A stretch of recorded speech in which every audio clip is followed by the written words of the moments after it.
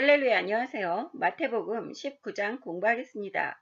1절, 예수께서 이 말씀을 마치시고 갈릴리를 떠나 요단강 건너 유대 지경에 이르시니 큰 무리가 따르거늘 예수께서 거기서 그들의 병을 고치시더라. 1절에 보시면 예수님께서 말씀을 마치시고 한 군데에 계속 머물러 계시지 않고 떠나서 요단강 건너편의 유대 지경에 이르셨다고 합니다. 이것은 예수님께서 최대한 많은 사람들에게 복음을 전파하시는 노력을 볼 수 있습니다. 2절에 보시면 큰 무리가 예수님을 따랐고 그들의 병을 고치셨다고 합니다. 예수님께서 제자들이 믿음이 없었기 때문에 병을 고쳐주지 못했다고 꾸짖으셨던 일을 기억하실 수 있습니다. 이것처럼 예수님께서 계시는 곳에서는 병이 존재할 수 없다는 것을 2절에서 말씀하고 계십니다. 3절, 바리새인들이 예수께 나와 그를 시험하여 이르되 사람이 어떤 이유가 있으면 그 아내를 버리는 것이 옳으니까 예수께서 대답하여 이르시되 사람을 지으신 이가 본래 그들을 남자와 여자로 지으시고 말씀하시기를 그러므로 사람이 그 부모를 떠나서 아내에게 합하여 그 둘이 한 몸이 될지니라 하신 것을 읽지 못하였느냐. 그런즉 이제 둘이 아니요 한 몸이니 그러므로 하나님이 짝지어 주신 것을 사람이 나누지 못할지니라 하시니 여짜오되 그러면 어찌하여 모세는 이혼 증서를 주어서 버리라 명하였나이까. 예수께서 이르시되 모세가 너희 마음의 완악함 때문에 아내 버림을 허락하였거니와 본래는 그렇지 아니하니라. 내가 너희에게 말하노니 누구든지 음행한 이유 외에 아내를 버리고 다른 데 장가드는 자는 간음함이라. 제자들이 이르되 만일 사람이 아내에게 이같이 할진대 장가들지 않는 것이 좋겠나이다. 예수께서 이르시되 사람마다 이 말을 받지 못하고 오직 타고난 자라야 할지니라. 어머니 태로부터 된 고자도 있고 사람이 만든 고자도 있고 천국을 위하여 스스로 된 고자도 있도다. 이 말을 받을 만한 자는 받을지어다. 3절에 보시면 바리새인들이 다시 예수님을 시험하기 위해서 사람의 아내를 버리는 것에 대한 질문을 하는 것을 보실 수 있습니다. 예수님이 대답하시되 지으신 이가 본래 남자와 여자를 지으셨다고 이야기하시는 것을 보실 수 있습니다. 이렇게 아담과 하와를 하나님께서 직접 지으셨다고 예수님이 다시 증언하고 계십니다. 5절에 그러므로 사람이 그 부모를 떠나서 아내에게 합하여 그 둘이 한 몸이 될지니라 하신 것을 읽지 못하였느냐. 여기에서 부부 일심동체라는 것을 우리 성경에서도 말씀하고 계십니다. 그런즉 이제 둘이 아니요 한 몸이다. 하나님이 짝지어 주신 것을 사람이 나누지 못한다고 예수님께서 확실하게 분명하게 말씀하고 계십니다. 그러면 어떻게 해서 모세는 이혼 증서를 주어서 버리라고 명령했느냐고 반문하는 것을 보실 수 있습니다. 예수님이 이르시되 모세가 너희의 마음의 완악함 때문에 버리지 못한다고 이야기를 해도 버리는 그러한 죄악시된 마음 때문에 아내 버림을 허락하였다고 합니다. 이것은 사람들이 허락하지 않아도 버리는 아내들을 보호하고자 하는 차원에서의 이혼 증서였습니다. 본래는 그렇지 아니하니라. 본래는 아내를 버릴 수 없다고 이야기하시는 것입니다. 이 이혼 증서가 있었기 때문에 그 시대 때 버림받고 먹고 살 수가 없었던 그러한 여자들이 다시 남편을 구했을 때 돌아온 남편이 간음했다고 하면서 먼저 부인을 돌로 쳐 죽이는 일들이 비일비재했습니다. 그랬었기 때문에 모세는 할 수 없이 남자는 버릴 때 이혼 증서를 주라고 한 것입니다. 이렇게 하여서 돌로 쳐 죽임을 당하는 여자들을 막기 위한 궁여지책이었습니다. 9절에 보시면 너희에게 말하노니 누구든지 음행한 이외에 아내를 버리고 다른 데 장가드는 자는 간음함이라. 9절에 보시면 아내를 버릴 수 있는 단 한 가지 이유는 음행한 이유라고 이야기하십니다. 그렇지 않고는 여자를 버릴 수 없고 음행하지 않는데 여자를 버리고 다른 데 장가드는 것은 십계명의 7번째에 간음하지 말라고 하는 그러한 죄악을 범하는 짓이라고 이야기하시는 것을 보실 수 있습니다. 10절에는 제자들이 이렇게 아내에게 할 것 같으면 장가들지 않는 게 좋겠습니다. 라고 이야기하는데 예수님께서 이르시되 사람마다 이 말을 받지 못하고 오직 타고난 자라야 할지니라. 네, 사람이 이렇게 결혼할 수 없다는 것은 타고나야지만 결혼할 수 없다고 하는 것입니다. 즉 신체적인 조건이 마음가짐으로만 고자가 될 수 있는 일이 아니라는 것을 12절에 예수님께서 이야기하시는 것을 보실 수 있습니다. 그렇기 때문에 어머니 태로부터 아니면 사람이 만든 고자, 또 스스로 자기가 만들어진 고자를 이야기하는 것을 보실 수 있습니다. 13절 그때 사람들이 예수께서 안수하고 기도해 주심을 바라고 어린아이들을 데리고 오매 제자들이 꾸짖거늘 예수께서 이르시되 어린아이들을 용납하고 내게 오는 것을 금하지 말라. 천국이 이런 사람의 것이니라 하시고 그들에게 안수하시고 거기를 떠나시니라.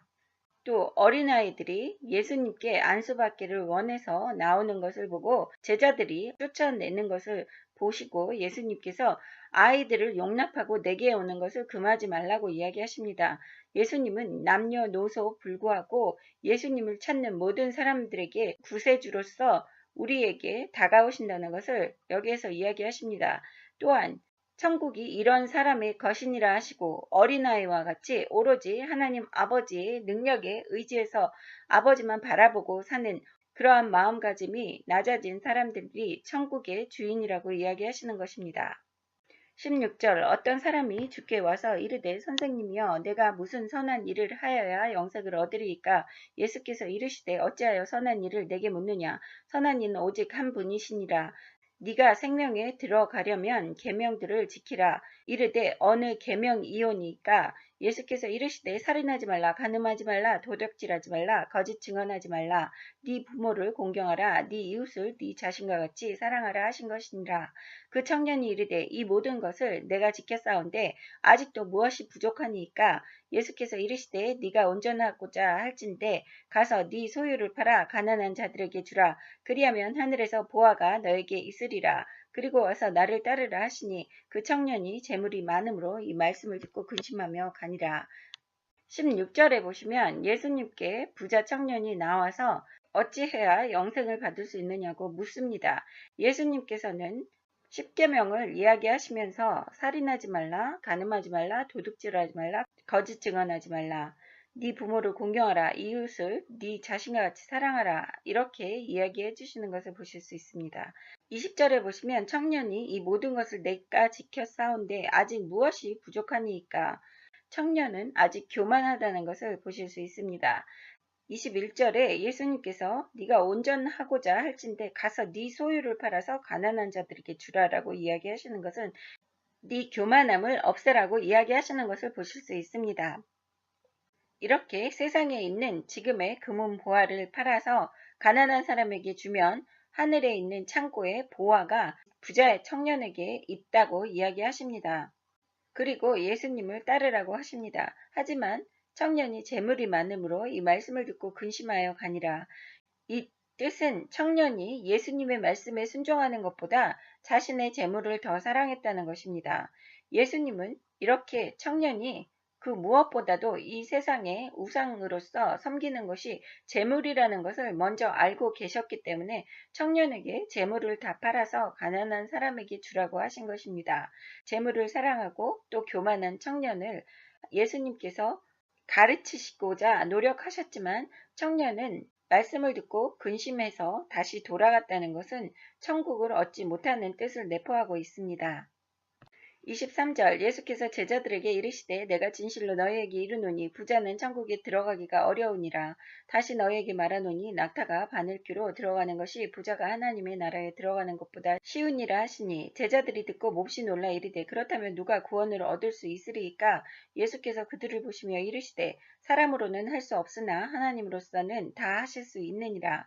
이에 베드로가 대답하여 이르시되 보소서 우리가 모든 것을 버리고 주를 따랐사온데 그런즉 우리가 무엇을 얻으리이까. 예수께서 이르시되 내가 진실로 너희에게 이르노니 세상이 새롭게 되어 인자가 자기 영광의 보좌에 앉을 때에 나를 따르는 너희도 12 보좌에 앉아 이스라엘 12지파를 심판하리라. 또 내 이름을 위하여 집이나 형제나 자매나 부모나 자식이나 전토를 벌인 자마다 여러 배를 받고 또 영생을 상속하리라. 그러나 먼저 된 자로 나중되고 나중된 자로 먼저 될 자가 많으니라. 23절에 보시면 예수님께서 부자는 천국에 들어가기 어렵다고 이야기하십니다. 이 뜻은 물질의 부자가 아니라 마음이 자신의 재물을 의지하는 그러한 사람을 이야기하고 계시는 것입니다. 부자들은 물론 자신을 의지하는 것보다 또 하나님을 의지하는 것보다 자신이 갖고 있는 것을 더 의지하는 그러한 습성이 있습니다. 그렇기 때문에 이렇게 예수님께서 부자는 천국에 들어가기 어렵다고 이야기하십니다. 하지만 마음이 낮아지고 가난한 사람은 또 하나님께서 축복을 내려주셔서 하나님께로부터 오는 재물을 갖고 있는 사람들은 천국에 갈 수 있습니다. 이것은 하나님께서 허락하신 축복이기 때문입니다. 여기에서 이 부자는 하나님께서 주신 부가 아니라 자신들이 세상에서 모아둔 부를 이야기하는 것입니다. 다시 너희에게 말하느니 낙타가 바늘기로 들어가는 것이 부자가 하나님의 나라에 들어가는 것보다 쉬우니라 하시니, 부자들은 이렇게 교만하고 자신이 가진 것에 의지하기 때문에 이 천국에 들어가기가 너무 힘들다고 이야기하시는 것입니다. 25절에 제자들이 놀라서 예수님께 그러면 누가 구원을 받을 수 있느냐고 여쭤봅니다. 26절에는 사람이 할 수 없고 하나님께서만 하실 수 있는 일이라고 예수님은 이야기하십니다. 즉, 천국에 가고 천국에 못 가는 것은 하나님의 결정에 따를 수 있는 것입니다. 27절에는 베드로가 두려워하며 모든 것을 버리고 예수님을 따랐는데 자신들은 무엇을 얻을 수 있느냐고 대가를 바라고 여쭤보는 것을 보실 수 있습니다. 28절에 보시면 세상이 새롭게 되어 인자가 자기 영광의 보좌에 앉을 때에 나를 따르는 너희도 12보좌에 앉아 이스라엘 12지파를 심판하리라 라고 이야기하십니다. 세상이 새롭게 되어 라고 이야기하시는 것은 이 말세의 심판이 끝나고 세상이 새롭게 되었다. 이 세상의 끝이 도래하고 이 모든 사람들을 심판을 할 때에 예수님께서 영광의 보좌에 앉아 계시고 12보좌에 이스라엘의 12지파를 심판하는 제자들이 앉을 것이라고 이야기하십니다. 29절에 또 내 이름을 위하여 집이나 형제나 자매나 부모나 자식이나 전처를 버린 자마다 여러 배를 받고 또 영생을 상속하리라 라고 이야기하시는 것은 우리 모든 사람들이 다 버리라는 것이 아닙니다. 하나님의 뜻에 위배되는 이러한 주변 사람들이 있을 때 그 어떤 것도 하나님의 말씀에 순종하는 데 걸림돌이 되는 것은 다 버린 사람들은 그 버린 것에 배를 주시고 또 천국을 상속하여 주신다고 이야기하시는 것입니다.